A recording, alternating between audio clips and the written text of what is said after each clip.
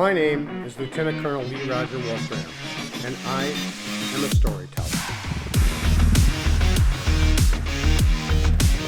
Welcome to the bunker.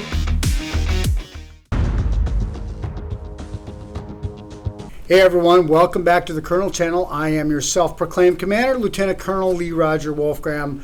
I am also a criminal defense attorney here in downtown Minneapolis, Minnesota. And this video is another one of the Bully Cops videos. On September 9th, 2024, a deputy with the Montgomery County Precinct 5 Constable's Office in Texas initiated a traffic stop on a driver who pulled into a gas station parking lot. The interaction that followed was captured on the deputy's body camera.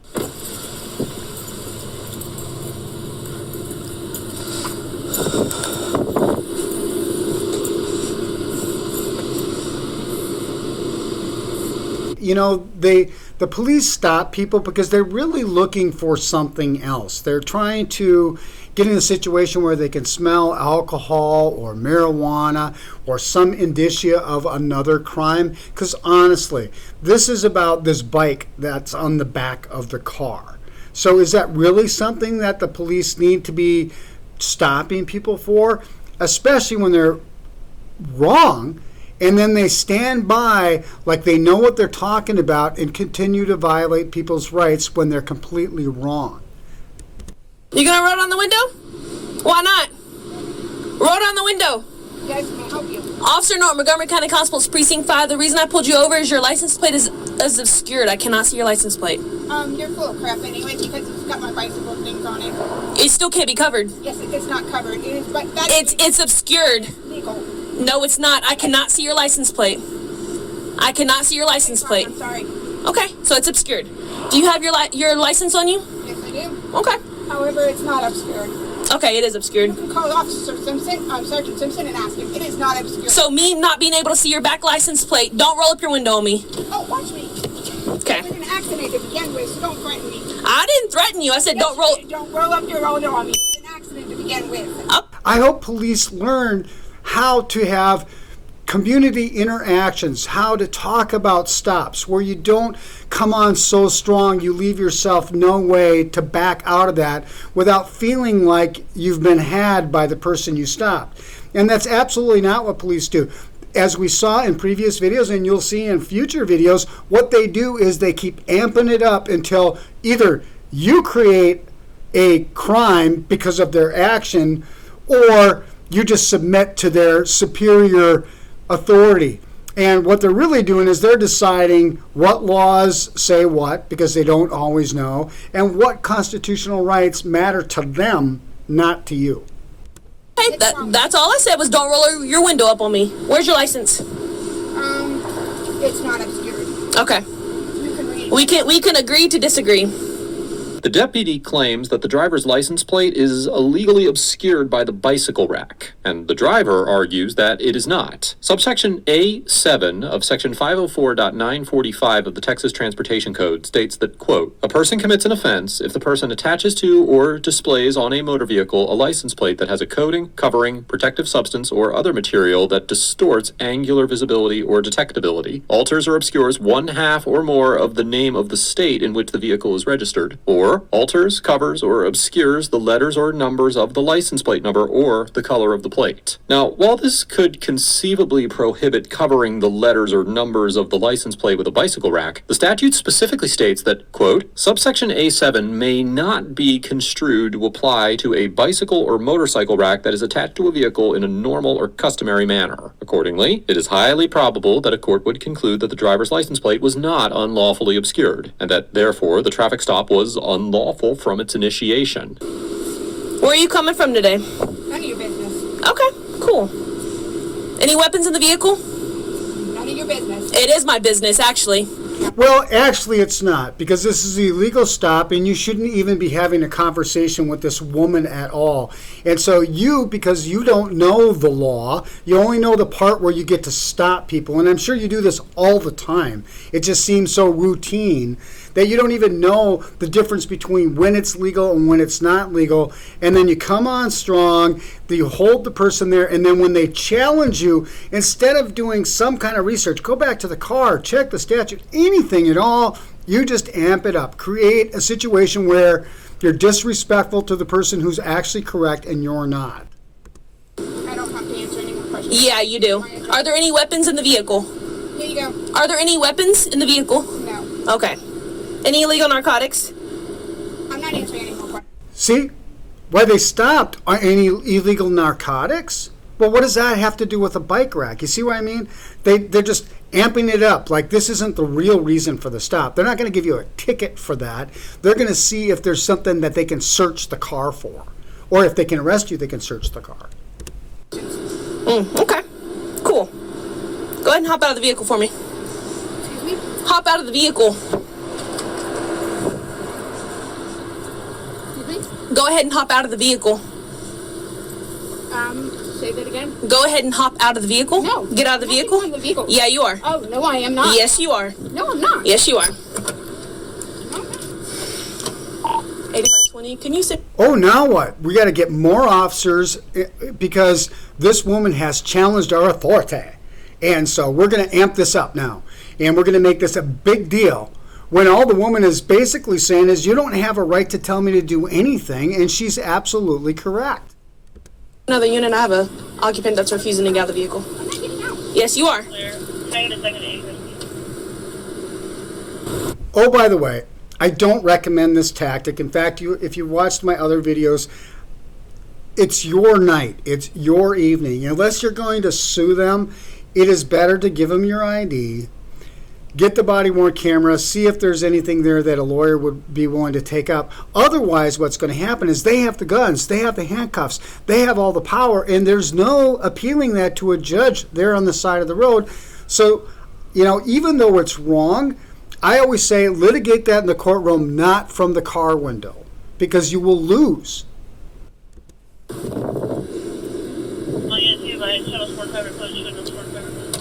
I do not have to answer any questions, and I am not getting out. It's a lawful order. No, it's not a lawful order. Yes, it is. It is a lawful order, me telling you to get out of the vehicle. I am not getting out. Continuing to spew absolutely incorrect stuff based upon if the stop is not legal, nothing after that stop is legal either. You can open up the channel. You can get out of the vehicle, or you can go for interfering. We'll sit here and all day.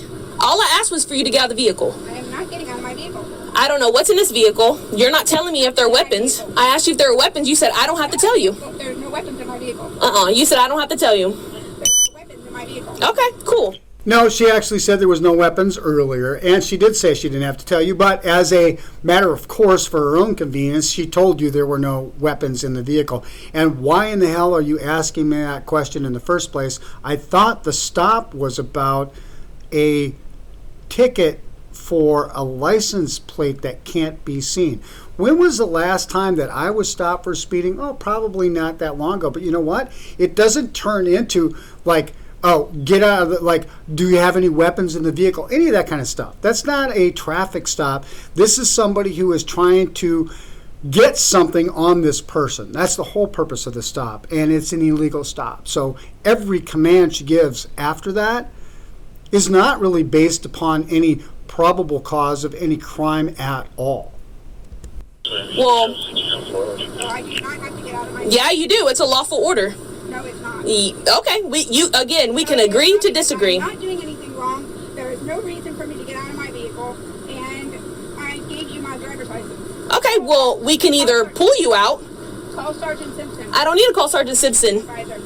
I don't need to find out if this is really true. I'm just going with what I think is true. And when I'm challenged, I'm just going to make this a bigger deal. Now you have to get out of the car for a ticket for a bike rack? There is no reason for me to get out of my vehicle. I have not done anything wrong. So me asking you is a lawful order. No, it is not. Yes, it is. It is not. I do not It definitely is a lawful order. my vehicle. Now, here, I will say this. There's a lot of discretion for the police to ask you to get out of the vehicle. So you have to really know whether you've got a reason to not get out of the vehicle, and I wouldn't advise it anyway. Again, I would get the body cam footage afterwards if I was intending to sue or make a complaint, because you don't have to sue, but you could complain to the superiors of the police department But usually, guess where these cops learn it? The street cops learned it from their FTOs and the senior officers. So this is something that needs to be rooted out in police training when they are in the initial stages of police training. Community relations, de-escalation, don't come on strong. Remember, you're a public servant. What is your job? There needs to be a refocus of what exactly police are supposed to be doing. Okay. Not a lock oil, because there's no reason for it. Okay, she already locked it. The deputy threatens to take the driver to jail for interfering, for refusing to get out of his vehicle, arguing that it is a lawful order. As we have discussed many times before here on ATA, the Supreme Court held in the 1977 case of Pennsylvania versus Mims that a police officer may order the driver of a lawfully stopped car to exit their vehicle as a matter of course. Likewise, courts have held that Texas drivers who refuse a lawful order to exit a vehicle may be arrested for interference with public duties in violation of Section 38.15 of the Texas Penal Code, which states that, quote, a person commits an offense if the person, with criminal negligence, interrupts, disrupts, impedes, or otherwise interferes with a peace officer while the peace officer is performing a duty or exercising authority imposed or granted by law. In the 2024 case of Castro versus Corey, the Fifth Circuit Court of Appeals, which has jurisdiction over Texas, held that a driver's, now quoting, repeated refusals to exit his vehicle interfered with a peace officer's duty in violation of Texas Penal Code Section 38.15. However, in reaching this conclusion, the court specifically noted that the district court had determined that the officers involved had reasonable suspicion for the initial stop and seizure of the driver, which, according to the Fifth Circuit, now quoting, confirms that the officers were exercising lawful duty as required by this statute. Additionally, the Fifth Circuit held in the 2007 case of Freeman versus Gore that an individual could not be arrested for a potential violation of the Texas interfering statute for disrupting an unlawful warrantless search of her home. Well, and what do we have here? We have an unlawful seizure of this car or detaining of this person because there was no reason to stop the car in the first place. There was no specific articulable suspicion of a crime afoot, other than the ignorance of the officer that apparently needs more training. And what I think should happen is that there should be some mechanism within these police departments where periodically a superior reviews the body-worn cameras and gives them a report card. This doesn't even have to be public. This just needs to be reviewing some of your stops, officer. And, here, this would be a better way to handle this stop, or here. And instead, mentor your officers to get your officers to actually combat serious crime, and for your officers to have good community relations, and for your officers to be the policemen that we always thought of when we were kids, that are there to help the public, not harass the public, and not have a showdown with an officer who will always win because they have the guns, the badges, the cars, and the jail. The court concluded that a reasonable officer would have known that they could not lawfully search the home, and that, therefore, the homeowner was not, now quoting, interfering with the exercise of any authority granted to the deputies by law. Consequently, because the traffic stop itself was not lawful, the deputy could not lawfully order the driver out of the vehicle under the Mims case, and a court would therefore likely find that the driver could not lawfully be arrested for interfering, for refusing to exit the vehicle. That's all right. We got a sergeant on the line right now. See? He's en route. So you can sit here, or you can comply with our orders. There is no vehicle. There is no reason for me to get out of my vehicle. I don't know what's in this vehicle. You were hesitant on me And you don't get to know what's in the vehicle just because you stopped it. asking if there were any weapons in the vehicle, and you said no, I don't have to tell you. So, No weapons in my vehicle. And do not shine your flashlight in my eyes. I'm deaf. You're deaf? well, that has nothing to do with a flashlight in your eyes. Anyways. No, respect has a lot to do with flashlight in the eyes, and your demeanor toward the citizen has a lot to do with it. And maybe if you had approached this a little differently, you wouldn't be in the situation now where you're just wrong. I'm gonna run her. It's a very common thing across the country as well. It's not even just our community here.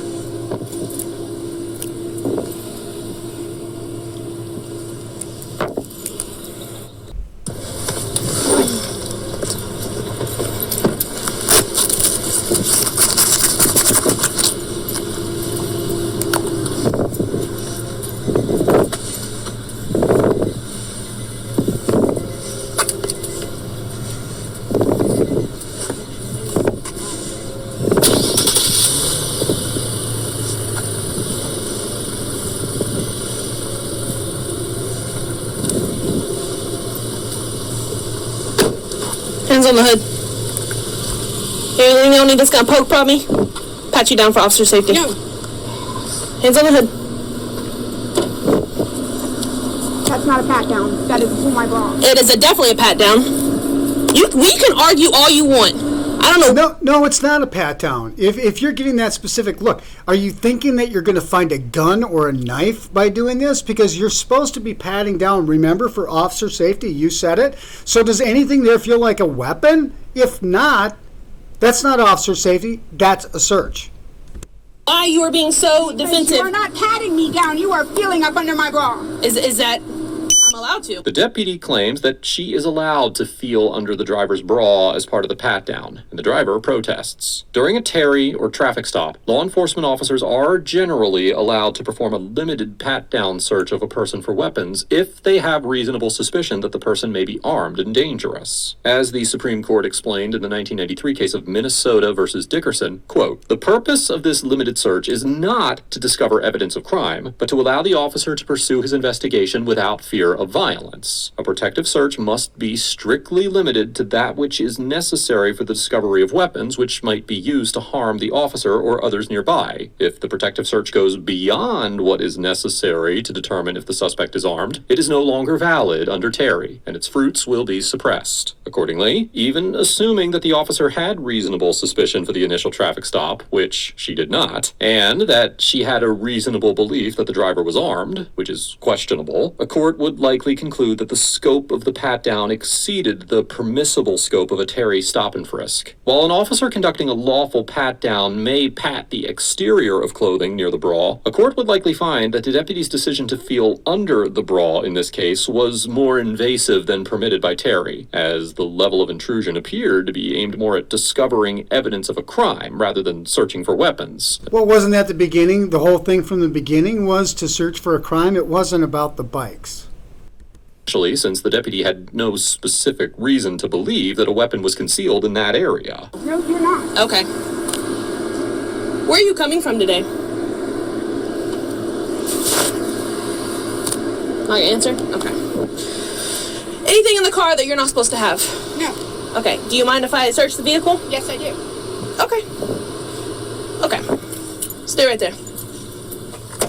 Now we're going to have to find a reason. Now she isn't allowing a search. That was the whole reason for the stop in the first place. What are we going to do now? Can you make note that the occupant got out of the vehicle? And do we have any canine narcotics available?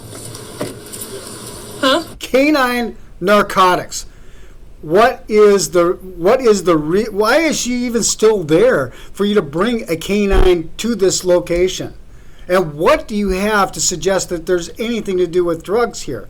And you can run a canine around a car and it's not a search or anything, but holding a person illegally to run a canine around the car to search for drugs when the purpose of the stop was just for bikes and there's no evidence of any crime? Wrong, wrong, wrong, wrong, wrong. Yeah. Yeah, I'm gonna, wonder if it's enough for me to, because technically she was interfering. Oh, yeah. Oh, can we think of a crime here? Then we can arrest her, then we can search. I'm gonna call the DA. Did you call the DA before you? Yeah. Yeah, well, my guy had physically had to remove my car. Alright, I'm gonna call the DA. Maybe you should have called the DA in the beginning if there was some question.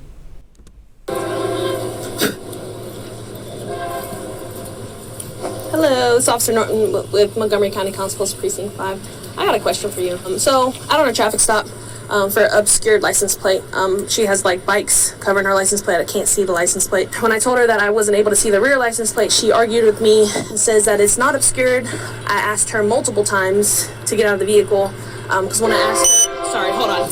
When I asked if there were any weapons in the vehicle, she said that she didn't have to tell me. And finally, after asking her multiple times, she said, no, there's no weapons in the vehicle. I then asked her, okay, well, do you mind stepping out? That way I know, for my safety, your safety, everything's okay. And then she refused to get out of the vehicle when I asked her multiple times. It took 4 other officers to ask her verbally. We didn't have to physically remove her. As I'm patting her down, No, we had to intimidate her with 4 officers so she knew she had no choice. she stuffed anything anywhere in her bra. She said that I was not doing a pat down, that I was illegally searching her. Well, you were, right? If she stuffed anything in her bra, wouldn't that be evidence of a crime, not a part of a protective pat down? So I was going to see if that's enough for interference. Give me a second, I'm gonna look at something. Okay. Okay, here's where you're at. I'm with you. Technically, yes, you have the violation if you want to file it.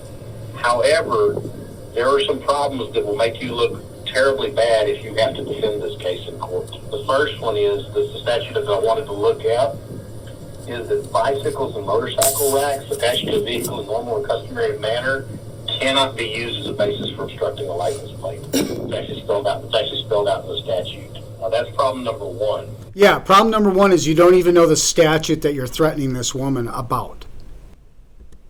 Problem number two, it sounds like she has a valid point about the search in saying that you patting her bra is not a pat down, it's a search.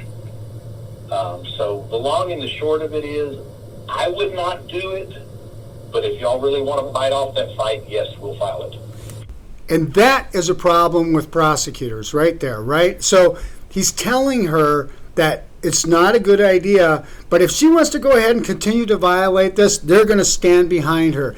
And that, I think, also is a miscarriage of justice, that the prosecutor, instead of saying don't do it, the prosecutor says, but if you guys want to do it and fight it out, because maybe they'll just give up. Maybe they won't get a lawyer. Maybe they'll just succumb to all of your government power.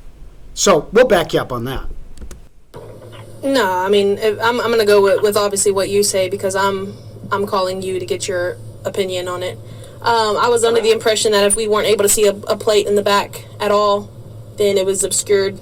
Well, I read you the exact language, and so you can see how you think it applies to your exact facts, because you're looking at your situation live. I'm not. Yeah, no, I got you. Yeah, I mean, I physically can't see the plate, so, like, I legit had to go under the bikes as I'm pulling over the vehicle to see the plate. So I'm giving you my assistance, so yeah, whichever way you want to go is fine with me.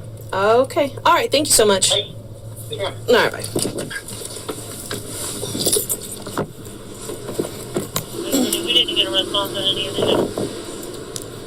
That's there. You can disregard. Were you wanting to speak with the sergeant, or? You have any questions? All right. Well, the sergeant's right here if you want to speak to him. If not, you're more than welcome to go on about your day. I'm sorry. I was wrong. Sorry for the inconvenience. No, just I got told, so now I'm just going to let you go. No respect given, because I don't have to. I get to make up the rules. This is the problem, why there's such poor relationships with police departments. And this is handed down from one generation to another, to another, to another. And really what they should be doing is they should be having maybe some training on the statutes that they enforce most frequently, and maybe some of the common pitfalls or misperceptions about the statutes that have got them in trouble before. Or maybe there aren't anybody that got them in trouble before because they've just bullied them into submission. Do you have any questions for me, for him? No? Okay. After talking to the DA, the deputy allowed the driver to leave without further incident. Very little information is available about this encounter, and it's unknown if the driver filed a complaint or intends to pursue legal action. While the Supreme Court has upheld the constitutionality of traffic stops based on so-called reasonable mistakes of law, in this instance, the statute explicitly stated that it did not apply to bike racks, showing that the deputy was simply ignorant of the provisions of the statute that she was attempting to enforce. When the driver attempted to correct her understanding of the law, the deputy responded in a condescending and defiant manner, despite repeatedly being incorrect in her assertions. And while the deputy at least did not attempt to pursue interfering charges against the driver, she also did not apologize for or even appear remotely remorseful about unlawfully detaining her, searching her, and threatening her with arrest. Just another day in the business, right? This is commonplace. We do this all the time. Well, I wanted to point this out because I think that police can do a much better job with their community relations, and everybody they stop is not a bad guy, and every stop is not a basis for the police to do a search. And it's pretty clear that in these stops, this stop It had nothing to do with the license plate. This was all about a search, and it often is the case. And then just the condescending, disrespectful nature, and then being wrong on top of it and not having the fortitude to apologize. Look, when you're wrong, you're wrong. You're going to get a lot more respect from people when you say, I'm sorry, I was wrong about that, but you know what? I know now. Have a nice day. I'm sorry. Something other than this, just amp it up, be more threatening, more intimidating, more bullying. So this is why this one is more bullies. Until the next time, this is Lieutenant Colonel Lee Roger Wolfgram from the Wolfgram Worldwide Headquarters here in downtown Minneapolis. Wolf 6 out here.